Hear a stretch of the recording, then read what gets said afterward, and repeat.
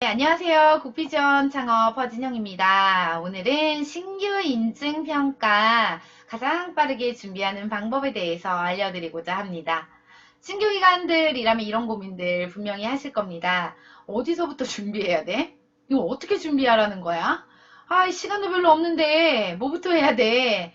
이렇게 막막한 고민들을 하고 계시죠. 그래서 오늘 제가 준비한 이 영상은요, 신규 기관 인증평가에 대해서 어떻게 계획해서 준비하는지 이 부분에 대한 이야기를 좀 해드리고자 합니다.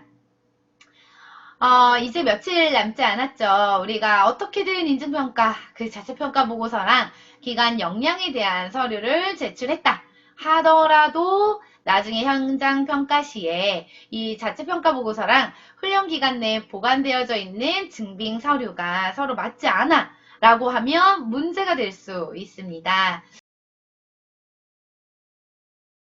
그래서 원래는요, 이 인증평가 준비를 하는 원칙이 있어요. 이게 바로 뭐냐면, 훈련기관으로서 어떤 계획, 아니면 실행 내역, 증빙 자료, 이런 것들을 토대로, 서류, 다 완료가 되고 나서, 그 다음에 자체평가 보고서를 작성해야 되는 게 바로 원칙입니다. 그런데 만약에 우리는 그렇게 준비하지 않고 거꾸로 자체평가 보고서 먼저 작성을 하고 그 다음에 증빙자료나 서식을 도출하겠다라고 해도 준비는 하실 수 있습니다. 자, 첫 번째. 자체평가 보고서에 구성되어져 있는 기관 경영, 인력 운영, 훈련 과정, 훈련생 시설 장비 홍보 이것들에 대한 설명을 모두 보시면서요. 서류에 대한 목록을 추출해 놓으세요.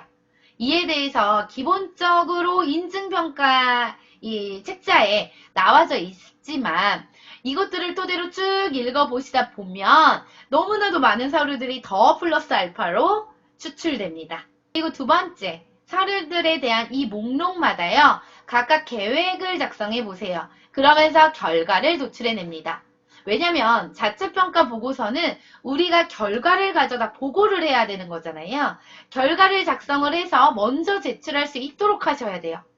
이때 결과는 신규 기간이다 보니까 우리는 계획은 했어도 결과는 없는데? 라고 할 수 있어요. 하지만 안 됩니다. 결과도 모두 다 도출될 수 있어야 돼요. 첫 번째는 제출하고 난 후에 이 작성된 계획, 결과, 이런 서식들에 따라서 이제부터는 모든 증빙 자료들을 모으고 이거에 대한 스토리를 구성하고 그렇게 해서 규정을 수립해야 합니다. 이 규정은 자체평가 보고서 그리고 우리가 제출하고자 하는 서류 이 항목들에 대해서 작성 방법이라던가 이런 부분들이요. 모두 다 맞아줘야 돼요. 그래서 그건 법과도 같은 거죠. 그리고 난 후에 3월 말부터 시행되는 훈련기간 인증평가, 현장평가에 대한 시뮬레이션을 준비하시면서 연습을 하셔야 되겠죠. 만약에 이거에 대한 단계들이 좀 어려우시다면 저희가 따로 또 공부를 할 수 있는 카페가 있습니다. 그래서 여기에 들어오셔서 정보에 대한 공유 받으시고 상반기 훈련기간 인증평가에 모두 통과하시기 바랍니다. 고맙습니다.